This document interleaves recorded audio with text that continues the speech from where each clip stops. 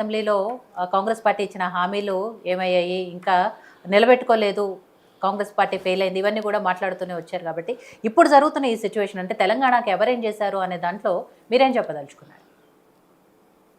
నమస్తే విజిత గారు, మీకు యోయో టీవీ ప్రేక్షకులకు వీక్షకులకు ప్యానల్లో ఉన్న పెద్దలు పశుపతి గారికి, అదేవిధంగా సతీష్ గారికి, అదేవిధంగా మిత్రుడు గౌతమ్ ప్రసాద్, గుడ్ ఈవినింగ్ అందరికి. ముఖ్యంగా ఒక చిన్న కొటేషన్ చెప్పి నేను నా ఒక అభిప్రాయం చెప్తా మీరు అడిగిన దానికి. ఈ మామూలుగా డబ్ల్యూడబ్ల్యూడబ్ల్యూ ఫైటింగ్ ఉంటది కదా, ఇది ఎప్పుడంటే 19th సెంచరీలో ప్రారంభమైంది. 19th late సెంచరీస్లో. దీనికి ఏం చెప్తారంటే, professional wrestlers staged fake matches that exhibited more exciting action which drive bigger audiences. The public eventually figured out that it was because it was more entertaining than the real thing. అంటే ఈ బిఆర్ఎస్ కానీ కాంగ్రెస్ కానీ ప్రస్తుతం చేస్తున్నటువంటి ఇది సరిగ్గా దీనికి సరిపోతుంది. అంటే అక్కడ కనీసం వాళ్ళు ఎదురెదురుగా ఇద్దరు ఫేక్ ఫైటింగ్ చేస్తారు. వాడు కొట్టినట్టు వీడు పడ్డట్టు, మళ్ళా వీడు రెండు కొట్టుడు, వాడు రెండు కొట్టుడు, మళ్ళీ ఒకటి కొట్టుడు, ఇట్లా కింద ఇవన్నీ చూస్తూనే ఉంటాం. డబ్ల్యూడబ్ల్యూడబ్ల్యూ ఫైటింగ్ లాగా ఈరోజు కాంగ్రెస్ మరి బీఆర్ఎస్ ఈ రాష్ట్రంలో అంటే రోజు అవసరం లేని వివాదాలు బయటకు తీయడం, వీళ్ళని తిట్టుకోవడం, వాడిని తిట్టుకోవడం, సంస్కారహీనంగా మాట్లాడుకోవడం, అసలు దిగజారిపోయి ఒకరినొకరు తిట్టుకోవడం, ఇట్లా మనము అసలు విషయాలను పక్కదారి పట్టించడం కోసమే బహుశా ఈ రెండు పార్టీలు కూడా. ఇప్పుడు కాంగ్రెస్ అంటే వాడు ఇచ్చిన హామీలు అమలు చేయలేక చతికిల పడి రకరకాల ఇష్యూస్ మీద వివాదాలు సృష్టిందని అనుకుందాం. బీఆర్ఎస్కి ఏమైందండి? ఇప్పుడు బీఆర్ఎస్ నిజంగా కూడా ఒక ప్రజాస్వామ్యయుతంగా ఉంటే మీరు ప్రజల్లోకి వెళ్ళి ధర్నాలు చేయండి, రాస్తారోకోలు చేయండి, మీరు ఉద్యమాలు తీసుకురండి. ప్రజల్లో నిజంగా వ్యతిరేకత ఉందని మీరు ఎప్పుడైతే భావిస్తారో, ఇవాళ కేటీఆర్ గారు ప్రెస్ మీట్ పెట్టిండ్రు. సరే, ఆయన ఏదో ముఖ్యమంత్రి సవాలు విసిరిండు. ఆయన సరే కేసీఆర్ వస్తే నేను మాట్లాడతానని స్టాండ్ తీసుకున్నప్పుడు ఆయన ఇవాళ నోరు జారి కేసీఆర్ వస్తాడా అని ఒక జారిండు. కాబట్టి ఏమైందంటే ఇది కేటీఆర్ అడ్వాంటేజ్ తీసుకున్నాడు. నేను వస్తున్నా చలో ప్రెస్ క్లబ్ అని చెప్పేసి కొంతమందిని చెప్పాను కదా ఇందాక, రెస్లింగ్ లో కదా ఆయన అభిమానులు ఎట్లయితే సపోర్ట్ కొడతారో అట్లా కొట్టించుండొచ్చు. కానీ ఈ రోజు మాట్లాడేటప్పుడు కూడా భాష మీద కంట్రోల్ ఉందా? నిన్న ప్రెస్ మీట్లో ఇవన్నీ రోజు చూస్తుంటే నిజంగా కూడా అసలు ఒక మంచి వాతావరణాన్ని చెడగొడుతున్నారు. ఇది తెలంగాణ సంస్కృతి కాదు, తెలంగాణ కల్చర్ కాదు. ఇప్పుడు ఎంత ఒక రాజకీయ నాయకులు ఎంత సంస్కారయుతంగా ఎంత మంచి మరి భాషను వాడాలనో వాడకుండా బూతులు ఒక మామూలు గలీలలో చిల్లరగాను తిట్టుకునే తిట్ల స్థాయికి దిగజారిపోయారు. అసలు విషయం ఏంటంటే కాంగ్రెస్ పార్టీ ఇలా సరే రైతుల విషయంలో చర్చిద్దాం, నిరుద్యోగుల విషయంలో చర్చిద్దాం, రకరకాల ఇష్యూస్ మీద ముఖ్యమంత్రి ఏదో సవాలు విసిరిండు. మీరేం చేశారండి?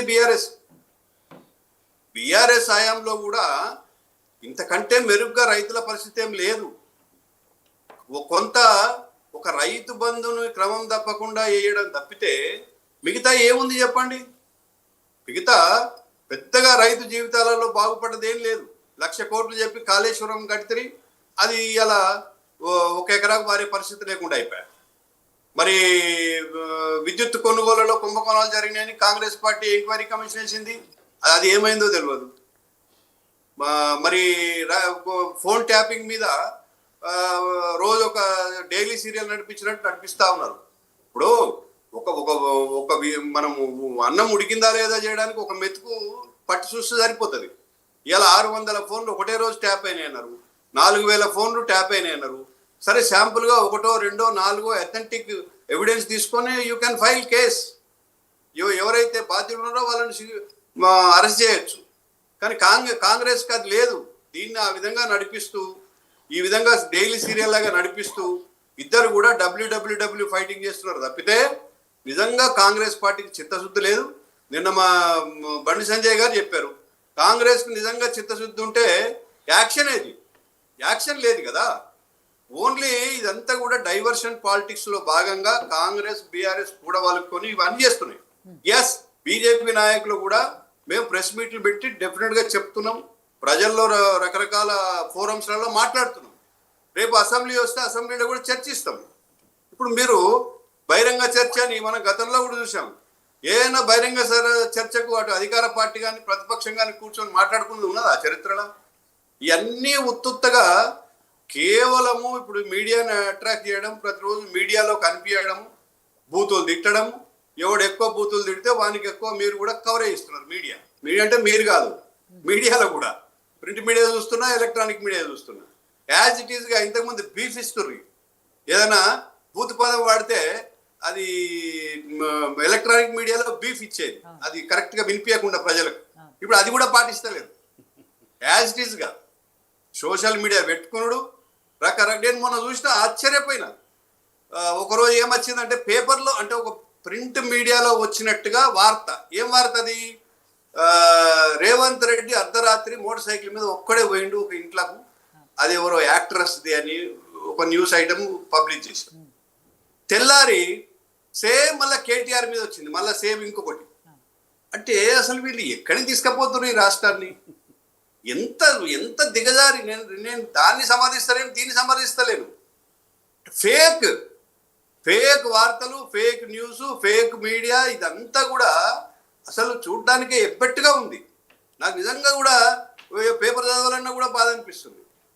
అట్లాంటి పరిస్థితి ఈరోజు రాష్ట్రంలో ఉంది.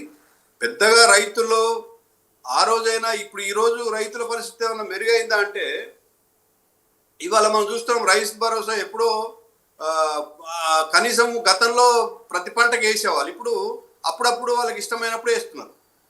తర్వాత మొన్న పంట కొనుగోలు సకాలంలో చేయక ఎంతమంది రైతుల ధాన్యాలు వర్షానికి తడిసిపోయినాయండి. వాళ్ళ పరిస్థితి ఏంది? తర్వాత ఇంతవరకు బోనస్ ఇంతవరకు ఇవ్వలేదు బోనస్. మరి పంటల బీమా ఎటుపోయిందో తెలియదు. అంటే ఇవన్నిటి నుంచి కూడా దృష్టి మరల్చడానికి, డైవర్ట్ చేయడానికి ఇవన్నీ కూడా ముఖ్యమంత్రి గారు రెచ్చిపోయి మాట్లాడడం, దానికి వీళ్ళు స్పందించడం. అసలు ఆయనేమో ఏం మాట్లాడడం, వీళ్ళేమో రోజు రాద్ధాంతం చేయడం. ఇదే తంతు కొనసాగుతుంది. మేము భారతీయ జనతా పార్టీ స్పష్టంగా డిమాండ్ చేస్తున్నాం, మీకు నిజంగా కూడా చిత్తశుద్ధి ఉంటే బీఆర్ఎస్ పార్టీ గతంలో చేసినటువంటి అవకతవకల మీద తేల్చండి, అవకతవకలకు బాధ్యులను చేయండి. అనేక కుంభకోణాలు ఉన్నాయని మీరే చెప్పారు. కాళేశ్వరంలో సరే, ఇప్పుడు ఆ కమిషన్ రిపోర్టు ఈ నెలలో ఏదో ఇస్తారని అంటున్నారు. రాగానే చర్య తీసుకోండి, రాగానే ఎఫ్ఐఆర్ బుక్ చేయండి, మీరు సిబిఐకి ఇవ్వండి. అటు ఫోన్ ట్యాపింగ్ కానీ, ఇటు కాళేశ్వరం కుంభకోణం కానీ, ఇంకా అనేక కుంభకోణాలు ఇవాళ మాట్లాడుతున్నారు కాంగ్రెస్ నాయకులు. కౌంటర్గా ఈరోజు కేటీఆర్కు ఏం మాట్లాడుతున్నారు?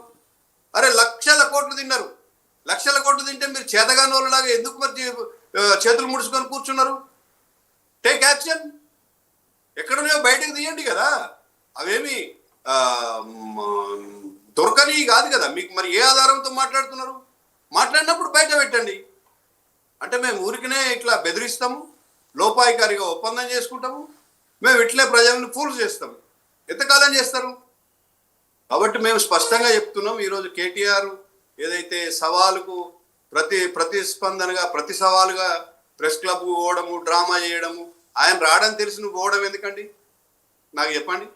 ఇప్పుడు నేను సవాల్ విసిరిన మా సతీష్ మాదిగా, నువ్వు రావాయా పలానా దగ్గర కూర్చొని రండి మీరు చర్చిద్దామని బహిరంగ సవాల్ విసురుతా. రానన్న సంగతి ముందే తెలిసి నేను పోయి ఆడ కూర్చుంటే ఏమర్థం ఉన్నది నాకు చెప్పండి. అంటే ఇదంతా డ్రామా. వస్తాడని తెలిస్తే కూర్చుంటే అర్థం ఉన్నది. రాడనేది నువ్వు కాదురా భయ్, నువ్వు సరిపోవు, మీ అయ్యను పంపి అని వాళ్ళు చెప్తున్నారు ఒకవైపు కాంగ్రెస్ వాళ్ళు. ఈయన వైపు కూర్చొని ఏం సాధించినట్టు? అంటే మళ్ళా తిడుతందుకే దాన్ని ఉపయోగించుకోవడం. అవు నేను వచ్చినా వాళ్ళ దగ్గర దమ్ము లేదు, లేకుంటే వాళ్ళు చేత కాదు, లేకుంటే 400 ఇట్లా మళ్ళా తిట్ల దండకము, ఇదే మీడియా దీన్ని ఆకర్షించడము, ఇదే పొద్దు పోగొట్టుకోవడం, ఒక రోజు గడపడం. ఇది కాదండి ప్రజలు కోరుకునేది. ప్రజలు ప్రతిపక్ష పాత్ర పోషించండి, మీకు అసెంబ్లీ వేదికగా మీ నాయకుడిని తీసుకురండి. కాంగ్రెస్ వాళ్ళు అడుగుతున్నారు, మేము కూడా డిమాండ్ చేస్తున్నాం. లేకుంటే ప్రతిపక్ష నాయకుడిగా రాజీనామా చేయండి. ఈ రోజుకు మీరు ఉపనాయకుడిని పెట్టాడు, మీ విప్ ఎవరినో పెట్టారు, మీకు అసలు ఈ ప్రజాస్వామ్యంలో మీకు విశ్వాసం ఉందా లేదా?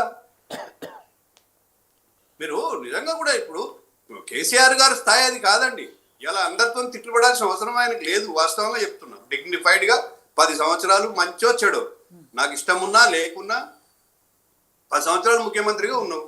బ్రహ్మాండంగా రెస్ట్ తీసుకో, రాజీనామా చేసేసి.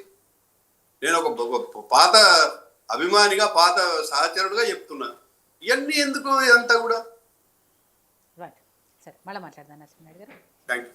పశుపతి గారు, ఇక్కడ బీఆర్ఎస్ పార్టీ అలాగే కాంగ్రెస్ పార్టీ మధ్య కొన్ని 3-4 రోజులుగా జరుగుతున్న ఈ సవాళ్ళైనా, ప్రతి సవాళ్ళు, ఛాలెంజ్లు ఏది చేసుకున్నా కూడా చూసిన తర్వాత అంటే పరిస్థితి మీకేమనిపిస్తుంది? మీ విశ్లేషణ